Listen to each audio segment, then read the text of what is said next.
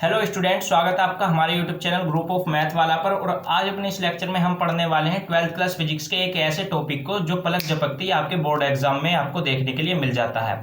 और इस टॉपिक का नाम है विद्युत फ्लक्स। ये छोटा सा आपका एक टॉपिक होने वाला है, लेकिन काफ़ी ज़्यादा मोस्ट इंपॉर्टेंट है। चाहे वो आपका बोर्ड एग्जाम हो, चाहे आपके प्री बोर्ड हो, या बीच में जो 10-10 नंबर की आपकी परीक्षाएं होती हैं, या अर्धवार्षिक जितनी भी आपकी परीक्षाएं होती है स्कूल स्तर में 12th क्लास के लिए, तो फिजिक्स का ये काफ़ी ज़्यादा मोस्ट इंपॉर्टेंट टॉपिक है।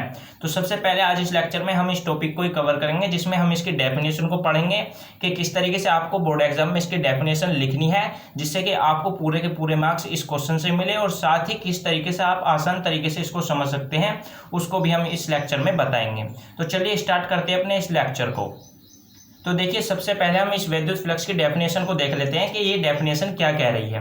फिर इस डेफिनेशन को हम एक डायग्राम के माध्यम से भी समझने की कोशिश करेंगे, क्योंकि कोई भी चीज़ हम सुनने से याद कम रख पाते हैं, लेकिन अगर हम उसी चीज़ को एक बार किसी डायग्राम के थ्रू अपने माइंड में सेट कर लेते हैं तो वो काफ़ी लॉन्ग टाइम तक आपके माइंड में सेट रहती है।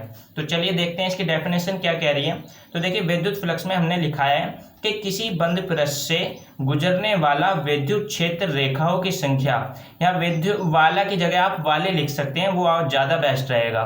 तो किसी बंद पृष्ठ से गुजरने वाले विद्युत क्षेत्र रेखाओं की संख्या को विद्युत फ्लक्स कहते हैं। देखिए कितना आसान है कि कोई भी एक बंद पृष्ठ है, इस बंद पृष्ठ से गुजरने वाली जो विद्युत क्षेत्र रेखाएं होंगी, उन रेखाओं की संख्या को ही क्या कह देंगे, हम विद्युत फ्लक्स कह देंगे।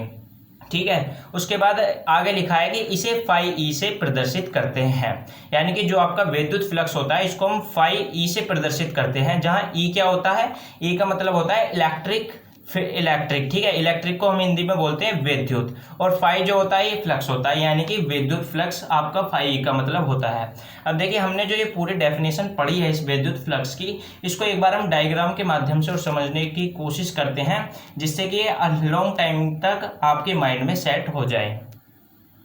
तो देखिए, यहाँ पर हमने एक छोटा सा डायग्राम बनाया है विद्युत फ्लक्स को आसान तरीके से समझाने के लिए, जिसमें हमने क्या करा है, एक इधर यहाँ पर प्लस का आवेश बनाया है और एक इधर यहाँ पर माइनस का आवेश बनाया है। अब इन दोनों आवेशों के कारण यहाँ पर क्या है, विद्युत क्षेत्र उत्पन्न हो रहा होगा, और उस विद्युत क्षेत्र को हमने इन काल्पनिक रेखाओं से दर्शाया है। अब आप ये तो जानते होंगे कि जो विद्युत क्षेत्र रेखाएं होती हैं वो हमेशा प्लस आवेश से माइनस आवेश की तरफ होती है, इसलिए हमने इन विद्युत क्षेत्र रेखाओं की जो डायरेक्शन है वो हमें प्लस क्यू आवेश से माइनस क्यू आवेश की तरफ को शो करके दिखाई है। अब यहाँ पर क्या हो रहा है, हम मान के चल रहे हैं कि ये जो काल्पनिक विद्युत क्षेत्र हमने लिया हुआ है, इस विद्युत क्षेत्र के अंदर यहाँ पर हमने कोई ऑब्जेक्ट लाकर रख दिया है, ठीक है। और अब यहाँ पर क्या हो रहा है, ऑब्जेक्ट लाने के बाद इस ऑब्जेक्ट का जो ये बंद पृष्ठ है पूरा, इस बंद पृष्ठ से जितनी भी ये विद्युत क्षेत्र रेखाएं गुजर रही हैं, ठीक है, हमने ये इस ये जो बंद पृष्ठ है इसको विद्युत क्षेत्र के अंदर लाकर रखा।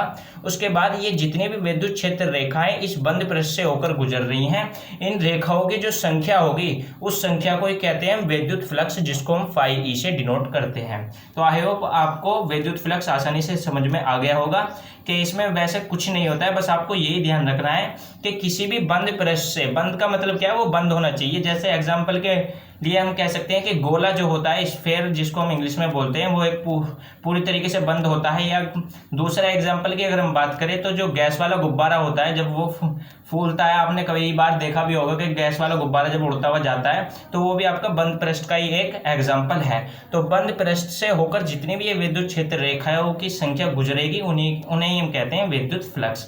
तो ये तो होगी इसकी डेफिनेशन, और इसको किस तरीके से आप समझ के लंबे समय तक याद रख सकते हैं वो। अब यहाँ पर देख लीजिए, ये जो फाई ई होता है इसका मान होता है ई वेक्टर इंटू में ए वेक्टर। यहाँ पर ये जो ये ई है, ये क्या होता है, विद्युत क्षेत्र होता है, और ए क्या होता है, वो क्षेत्रफल जिससे विद्युत क्षेत्र रेखाएं गुजरती हैं, ठीक है। अब यहाँ पर ई के ऊपर वेक्टर का साइन है और ए के ऊपर भी वेक्टर का साइन है, तो या तो आप इसका फॉर्मूला ई से ही लिख दो, या इसको थोड़ा सा और दूसरी तरीके से भी लिख देते हैं। उसमें क्या करना होता है, हम ई के और ए के इन दोनों के ऊपर से वेक्टर हटा देते हैं, तो सिंपल सा हमारा बन जाता है फाई ई बराबर ई ए। लेकिन जब हम इन दोनों के ऊपर से वेक्टर हटाते हैं तो हमारा यहाँ पर क्या आ जाता है, कोस थीटा भी ऐड हो जाता है, तो हमारा बन जाता है फाई ई बराबर ई ए कोस थीटा। ये क्या होता है, आपका विद्युत फ्लक्स का फॉर्मूला होता है।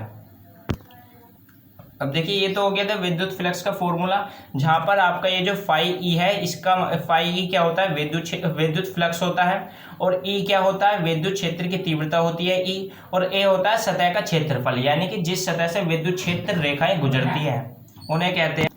और उसके बाद अगर हम बात करें विद्युत फ्लक्स जो होता है फाई ई, इसके मात्रक की, तो इसका मात्रक क्या होता है, तो देखो यहाँ पर क्या आ रहा है आपका ई और ए आ रहा है। ई क्या है आपका, हमने अभी बताया विद्युत क्षेत्र की तीव्रता।